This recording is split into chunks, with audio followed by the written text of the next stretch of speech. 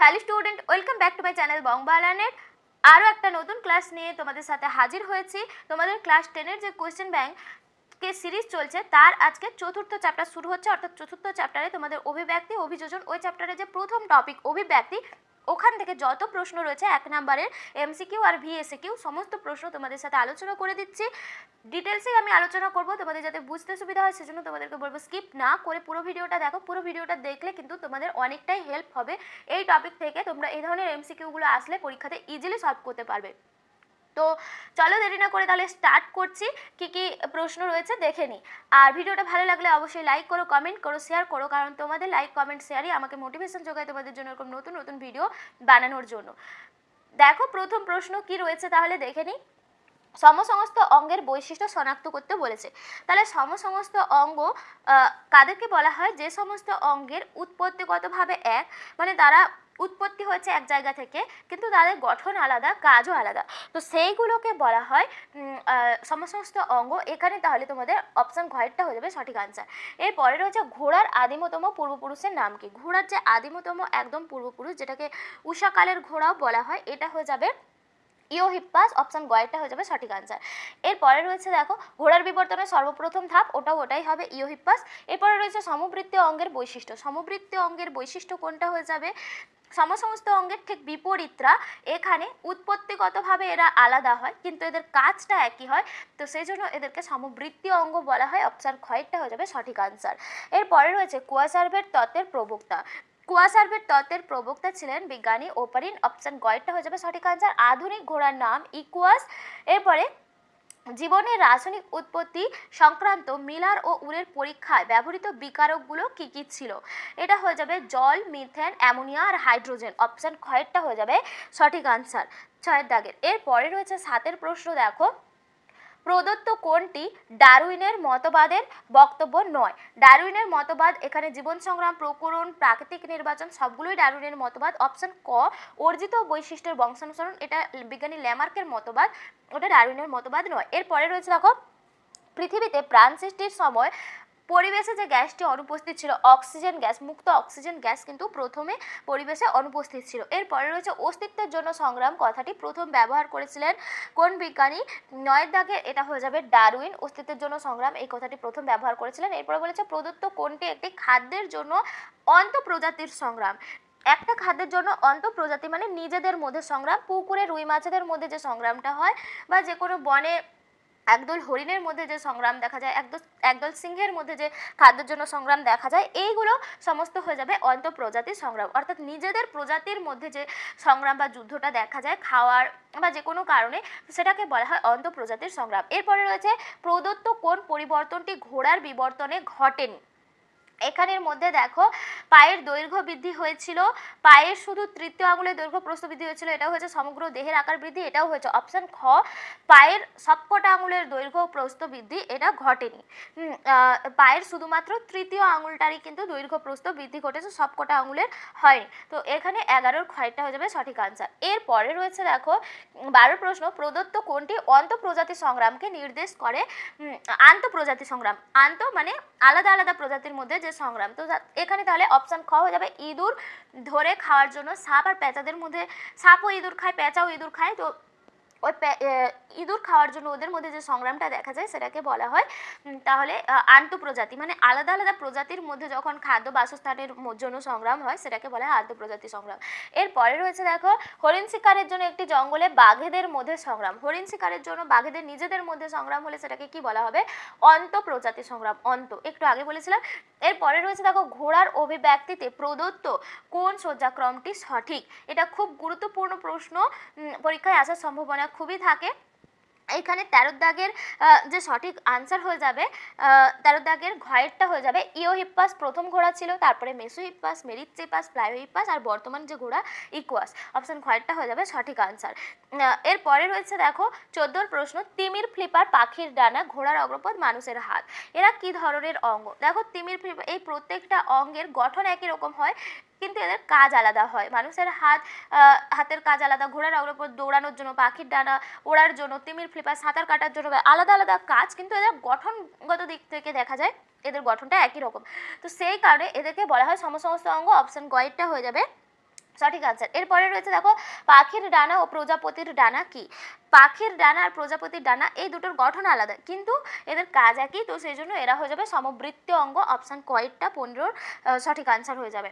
এরপরে রয়েছে 16 প্রশ্ন। দেখো আমাদের দেশে পার্থেনিয়াম একটি বহিরাগত প্রজাতি। এটি যেখানে জন্মায় সেখানে অনেক দেশীয় প্রজাতির উদ্ভিদ বাঁচতে পারে না। এটি ডারউইন তত্ত্বের কোন প্রতিপাদ্যকে প্রতিষ্ঠিত করে? 16 দাগের উত্তর হয়ে যাবে কয়েকটা, এটা আন্তঃপ্রজাতি সংগ্রাম। এরপরে রয়েছে দেখো ল্যামার্কের তত্ত্বের সঙ্গে সম্পর্কিত শব্দগুচ্ছটি নিরূপণ করতে বলেছে। ল্যামার্কের তত্ত্বের সঙ্গে শব্দগুচ্ছ অর্জিত বৈশিষ্ট্যের বংশানুসরণ বা অর্জিত গুণের বংশানুসরণ, যেটা আগে বলেছিলাম ওটা ল্যামার্কের, বাকিগুলো এখানে যা দেওয়া রয়েছে এগুলো সব ডারউইন তত্ত্ব। এরপরে রয়েছে দেখো মিলার ও উরি তাদের পরীক্ষায় প্রাণ সৃষ্টির কতগুলো প্রাথমিক উপাদান সংশ্লেষ করতে সক্ষম হয়েছিলেন, সেগুলো কি কি? সেগুলো দেখো এখানের মধ্যে যেগুলো রয়েছে তার মধ্যে অপশান গয়েরটা হয়ে যাবে গ্লাইসিন আর অ্যালানিন, এই যে অ্যামাইনো অ্যাসিডগুলো সংশ্লেষ করতে সক্ষম হয়েছিলেন। এরপরে রয়েছে দেখো 19-এর প্রশ্ন। 19-এর প্রশ্নতে বলছে যে সমবৃত্তীয় অঙ্গগুলি সমর্থন করো। সমবৃত্তীয় অঙ্গ কোনটাকে সমর্থন করে? সমবৃত্তীয় অঙ্গ অভিসারী বিবর্তনকে সমর্থন করে। 19-এর কয়েকটা হয়ে যাবে সঠিক আনসার। এরপরে রয়েছে অভিব্যক্তির সঙ্গে সম্পর্কিত কোন বক্তব্যটি সঠিক নয়? 20 দাগের সঠিক আনসার হয়ে যাবে ক্ষয়েরটা। পতঙ্গের ডানা বাদুড়ের ডানা হলো সমসমস্ত অঙ্গের উদাহরণ, এই বক্তব্যটা সঠিক নয়। পতঙ্গের ডানা বাদুড়ের ডানা এরা সমবৃত্তীয় অঙ্গের উদাহরণ। এরপরে রয়েছে দেখো নিচের বক্তব্য দুটি পড়ো এবং সঠিক বিকল্পটি বেছে নাও। এখানের মধ্যে বক্তব্য 1 দেওয়া রয়েছে দেখো জীবেদের মধ্যে অস্তিত্বের জন্য সংগ্রাম দেখা যায়। বক্তব্য 2তে দেওয়া রয়েছে জীবেরা অত্যধিক হারে বংশবৃদ্ধি করে কিন্তু খাদ্য ও বাসস্থান সীমিত। এই বক্তব্য দুটোর মধ্যে কোন বক্তব্য সঠিক সেটা তোমাদেরকে বলতে হবে। 21-এর ঘয়েরটা হয়ে যাবে 21-এর ঘয়েরটা উত্তর হয়ে যাবে বক্তব্য 1 আর বক্তব্য 2 দুটোই সঠিক, এবং বক্তব্য 2 বক্তব্য 1-এর সঠিক ব্যাখ্যা। তো এটা অপশন ঘয়েরটা হয়ে যাবে সঠিক আনসার। এরপরে রয়েছে দেখো বাদুড়ের ডানা আর তিমির ফ্লিপার, যার উদাহরণ সেটাকে নির্দেশ করতে বলেছে। এখানে 22-এর প্রশ্নের সঠিক আনসার হয়ে যাবে সমসমস্ত অঙ্গ, কারণ এদের গঠন একই কাজ আলাদা। এরপরে রয়েছে দেখো বিজ্ঞানীদের মতে পৃথিবীতে জীবন সৃষ্টির প্রাক পরিবেশ কেমন ছিল? জীবন সৃষ্টির প্রাক পরিবেশকে হডেলিট স্যুপ বলা হয়, সমুদ্রের জলে তপ্ত লঘু স্যুপ। 23-এর কয়েকটা হয়ে যাবে সঠিক আনসার। এরপরে 24-এ রয়েছে দেখো মিউটেশন তত্ত্বের প্রবক্তা বিজ্ঞানী হুগো দা ব্রিস। এরপরে রয়েছে রাসায়নিক বিবর্তনবাদ বা জীবনের উৎপত্তির জৈব রাসায়নিক তত্ত্বের প্রবক্তা কে ছিলেন? 25-এর দাগের হয়ে যাবে ক্ষয়েরটা ওপারিন ও হ্যালডেন। এরপরে রয়েছে 26-এর প্রশ্ন যোগ্যতমের উদ্বর্তন শব্দটির প্রবক্তা কে? 26-এর প্রশ্নের সঠিক আনসার হয়ে যাবে গয়েরটা হারবার্ট স্পেন্সার যোগ্যতমের উদ্বর্তন এই শব্দটির প্রবক্তা। এটা প্রচুর পরীক্ষাতে আসে, গুরুত্বপূর্ণ একটা প্রশ্ন। যোগ্যতমের উদ্বর্তন শব্দটির প্রবক্তা বিজ্ঞানী হারবার্ট স্পেন্সার। এরপরে রয়েছে দেখো অপসারী অভিব্যক্তির একটা উদাহরণ চেয়েছে এখানে। অপসারী অভিব্যক্তি 27-এর প্রশ্নের সঠিক আনসার হয়ে যাবে ক্ষয়টা মানুষের হাত আর ঘোড়ার অগ্রপদ। এদের গঠন একই, কাজ আলাদা, তো এরা অপসারী অভিব্যক্তির সমসমস্ত অঙ্গ অপসারী অভিব্যক্তিকে নির্দেশ করে, সেজন্য ওটা হবে। এরপরে রয়েছে দেখো পক্ষী ও সরীসৃপের মধ্যবর্তী মিসিং লিঙ্ক কোনটা? পাখি আর সরীসৃপের মধ্যবর্তী মিসিং লিঙ্ক আর্কিওপটেরিক্স, অপশন ঘয়েরটা হয়ে যাবে সঠিক আনসার। এরপরে 29-এর প্রশ্ন রয়েছে জার্মপ্লাজম তত্ত্বের প্রবক্তা। জার্মপ্লাজম তত্ত্বের প্রবক্তা হয়ে যাবে অপশন কয়টা? ওয়াইজম্যান। এরপরে রয়েছে দেখো সম্পূর্ণ বিভেদিত 4 প্রকোষ্ঠ যুক্ত হৃৎপিণ্ড দেখা যায় যে সরীসৃপে, সেটা খুবই সোজা, কুমির হয়ে যাবে, অপশন ঘয়েরটা হয়ে যাবে। এরপরে 31-এর প্রশ্ন রয়েছে দেখো মিউটেশন বিজ্ঞানী ডারউইন কোন বিষয়টিকে প্রকৃতির খেলা বলে উল্লেখ করেছিলেন? এটা হয়ে যাবে মিউটেশন তত্ত্বকে তিনি প্রকৃতির খেলা বলে উল্লেখ করেছিলেন। এরপরে 32-এর প্রশ্ন রয়েছে দেখো আলুর স্ফীতকন্দ, ঝুমকলতার আকর্ষ, হলুদের রাইজোম, ফণিমনসার পর্ণকাণ্ড হলো পরস্পর কি? 32-এর প্রশ্নের সঠিক উত্তর হয়ে যাবে গয়েরটা সমসমস্ত অঙ্গ। এরপরে রয়েছে উদ্ভিদের ক্ষেত্রে সমসমস্ত অঙ্গের উদাহরণ দাও একটা। উদ্ভিদের ক্ষেত্রে এইগুলোই তাহলে আলুর স্ফীতকন্দ হয়ে যাবে, ঝুমকলতার আকর্ষ, হলুদের রাইজোম, এগুলো সব সমসমস্ত অঙ্গের উদাহরণ।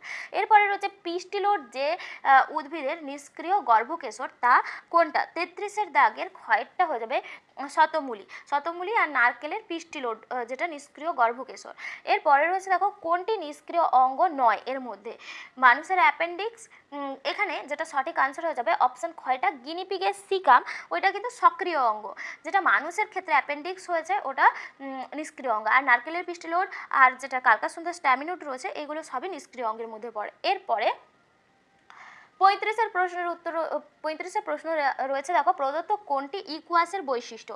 ইকুয়াস ঘোড়ার বৈশিষ্ট্য এখানে অপশন ঘয়েরটা হয়ে যাবে অগ্রপদ ও পশ্চাৎপদের প্রত্যেকটিতে খুরযুক্ত একটি মাত্র আঙুল থাকে। এরপরে 36-এর প্রশ্ন রয়েছে দেখো প্রদত্ত কোনটি ডারউইনের অভিব্যক্তি সংক্রান্ত মতবাদের একটি সিদ্ধান্ত? 36-এর ক হয়ে যাবে প্রাকৃতিক নির্বাচন। এটা ডারউইন অভিব্যক্তি সংক্রান্ত মতবাদের একটা সিদ্ধান্ত। এটা দেখো 2024-এর প্রশ্নে এসেছিল, গুরুত্বপূর্ণ একটা প্রশ্ন। এরপরে রয়েছে দেখো প্রদত্ত কোনটি সরীসৃপ ও স্তন্যপায়ী প্রাণী সংযোগ রক্ষাকারী প্রাণী? 37-এর প্রশ্নের সঠিক আনসার হয়ে যাবে কয়েকটা প্লাটিপাস সরীসৃপ আর স্তন্যপায়ীর মধ্যে সংযোগ রক্ষাকারী প্রাণী। এরপরে রয়েছে অজৈব পদার্থ থেকে জৈব পদার্থ সৃষ্টির পরীক্ষামূলক প্রমাণ দেন কোন বিজ্ঞানী?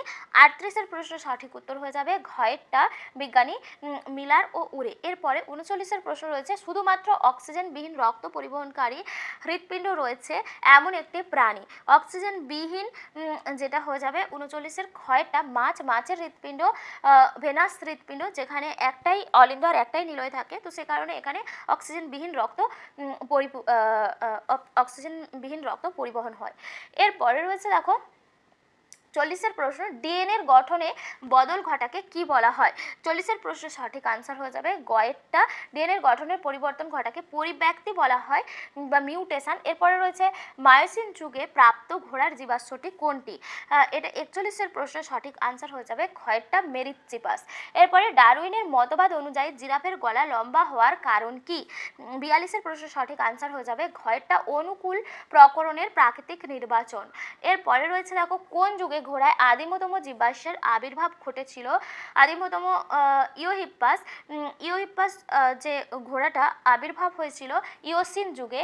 এরপরে রয়েছে জৈব অভিব্যক্তির সবচেয়ে শক্তিশালী প্রমাণ কি?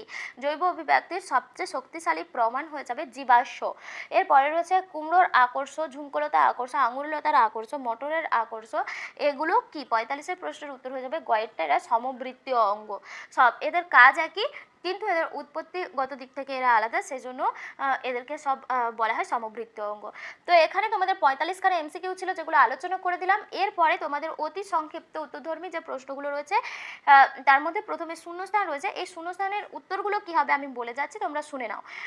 এখানে দেখো প্রথম বলেছে বায়োজেনেটিক সূত্র বা রিক্যাপিচুলেশন যে থিওরি আবিষ্কার করেছিলেন কোন বিজ্ঞানী? বায়োজেনেটিক সূত্র বিজ্ঞানী হেকেল আবিষ্কার করেছিলেন। ব্যক্তিজনী পুনরাবৃত্তি করে, ব্যক্তিজনী জাতিজনীকে পুনরাবৃত্তি করে, এটা কোন বিজ্ঞানী বলেছিলেন? ওই একই উত্তর হয়ে যাবে, কারণ এখানে এই যে বায়োজেনেটিক সূত্রটাতেই ওটা বলা হয়েছে, বায়োজেনেটিক সূত্রটাই ওটা যে ব্যক্তিজনী জাতিজনীকে পুনরাবৃত্তি করে, এটা বলেছিলেন বিজ্ঞানী হেকেল, আর্নেস্ট হেকেল। এরপরে রয়েছে দেখো আধুনিক ঘোড়ার খুর হলো তাদের পূর্বপুরুষের ড্যাশ নম্বর আঙুলের রূপান্তর, এটা হয়ে যাবে 3 নম্বর আঙুলের রূপান্তর। এরপরে রয়েছে জীবন উৎপত্তির আদি পর্যায়ে ড্যাশ ছিল কিছু বৃহৎ কোলয়েড অণু সমন্বয়, এটা হয়ে যাবে কোয়াসার্ভেট ছিল কিছু বৃহৎ কোলয়েড অণু সমন্বয়। এরপরে রয়েছে ড্যাশ একটি কোলয়েড জাতীয় পদার্থ যাকে প্রথম জীবকোষ বলা হয়, এটা কোয়াসার্ভেট হয়ে যাবে। এরপরে রয়েছে প্রকরণ সৃষ্টির মূলে ড্যাশ রয়েছে, প্রকরণ সৃষ্টির মূলে রয়েছে তোমরা এখানে মিউটেশন বলতে পারো, মিউটেশন কিন্তু প্রকরণ সৃষ্টির মূলে রয়েছে। এরপরে রয়েছে পর্ণকাণ্ড, গ্রন্থিকাণ্ড, ঝুমকলতার আকর্ষ, এগুলো ড্যাশ বিবর্তনের সাক্ষ্য। দেখো পর্ণকাণ্ড, গ্রন্থিকাণ্ড, ঝুমকলতার আকর্ষ, এদের সব গঠনটা একই, সেজন্য এরা সব সমসমস্ত অঙ্গ, আর সমসমস্ত অঙ্গ মানে হয়ে যাবে তোমাদের অপসারী অভিব্যক্তি। আর তো এই জন্য এখানে এইগুলো হয়ে যাবে অপসারী অভিব্যক্তি বা অপসারী বিবর্তন। এরপরে রয়েছে দেখো গিনিপিগের সিকাম সক্রিয় অঙ্গ যা মানুষের ক্ষেত্রে ড্যাশ নামে নিষ্ক্রিয় অঙ্গ, অ্যাপেন্ডিক্স নামে নিষ্ক্রিয় অঙ্গে পরিণত হয়েছে। দেখো 7 প্রশ্ন রয়েছে, জীবের পপুলেশনে ড্যাশ থাকলে তবেই অভিব্যক্তি ঘটে, এটা হয়ে যাবে প্রকরণ থাকলে তবেই অভিব্যক্তি ঘটে। কালকাসুন্দা উদ্ভিদের ড্যাশ একটি নিষ্ক্রিয় অঙ্গ বা লুপ্তপ্রায় অঙ্গ। কালকাসুন্দা উদ্ভিদের স্ট্যামিনোড একটি নিষ্ক্রিয় অঙ্গ বা লুপ্তপ্রায় অঙ্গ। বিজ্ঞানী ড্যাশ মাইক্রোস্ফিয়ার মডেল প্রবর্তন করেন বিজ্ঞানী ফক্স। খাদ্য বাসস্থানের জন্য একই প্রজাতিভুক্ত জীবের মধ্যে যে সংগ্রাম দেখা যায় তাকে কি বলা হয়? অন্তঃপ্রজাতির সংগ্রাম। খাদ্য আর বাসস্থানের জন্য যখন একই প্রজাতির জীবের মধ্যে সংগ্রাম দেখা যায় সেটাকে বলা হয় অন্তঃপ্রজাতি সংগ্রাম।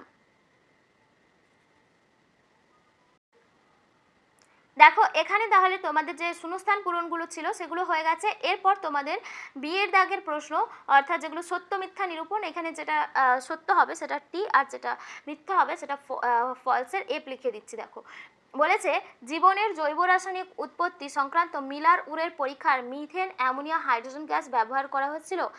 এখানে এটা হয়ে যাবে সত্য,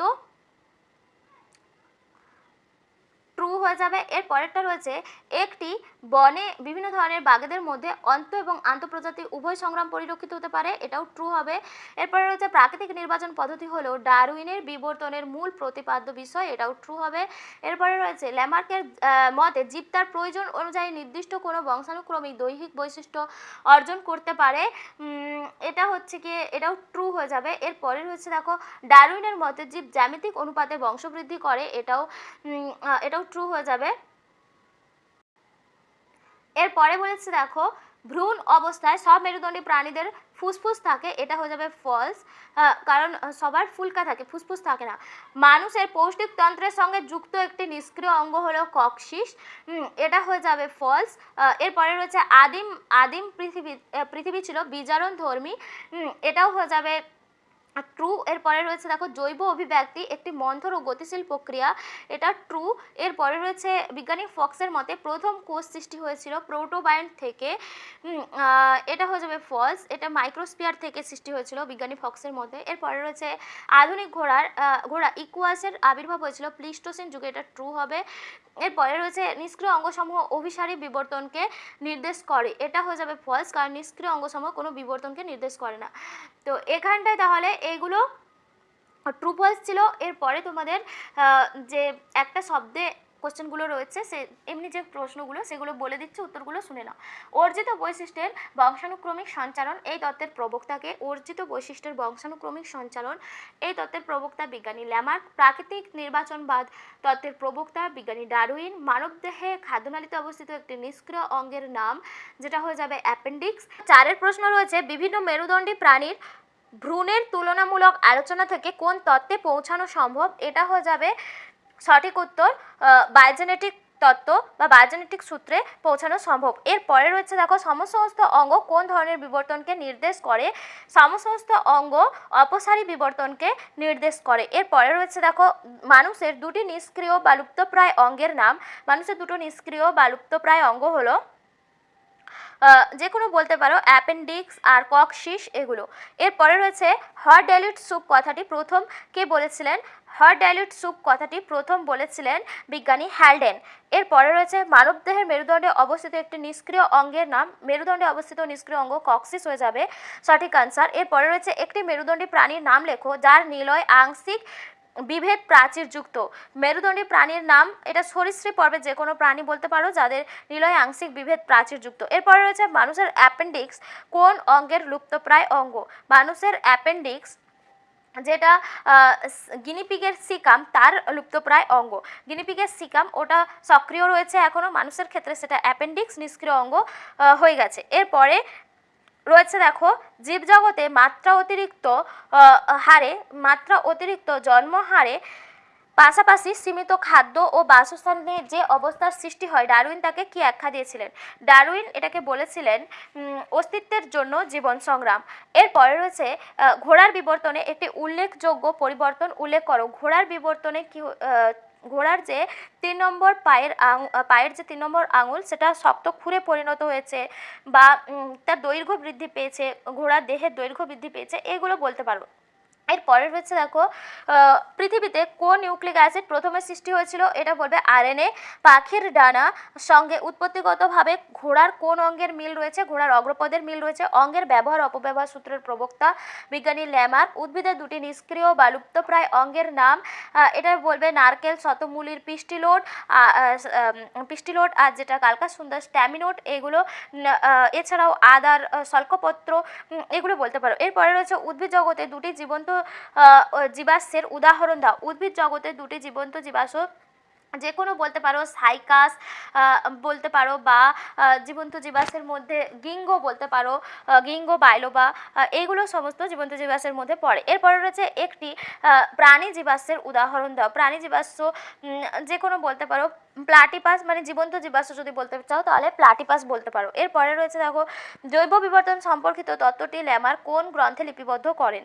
জৈব বিবর্তন তত্ত্ব সম্পর্কে বিজ্ঞানী ল্যামার্কের যে বই ফিলোজফিক জুলজি, সেই বইতে তিনি তার সমস্ত তত্ত্ব লিপিবদ্ধ করেছিলেন, ফিলোজফিক জুলজিক। এরপরে রয়েছে প্রাকৃতিক নির্বাচনবাদ তত্ত্বটি ডারউইনের লেখা কোন বইতে প্রকাশিত হয়েছিল, এটা হবে on the origin of species, এই বইটাতে। এরপরে রয়েছে কোয়াসার্ভেট কোন উপাদান যুক্ত হয়ে কোয়াসার্ভেটে কোন উপাদান যুক্ত হয়ে প্রোটাসেল গঠন করে, এটা হয়ে যাবে নিউক্লিক অ্যাসিড।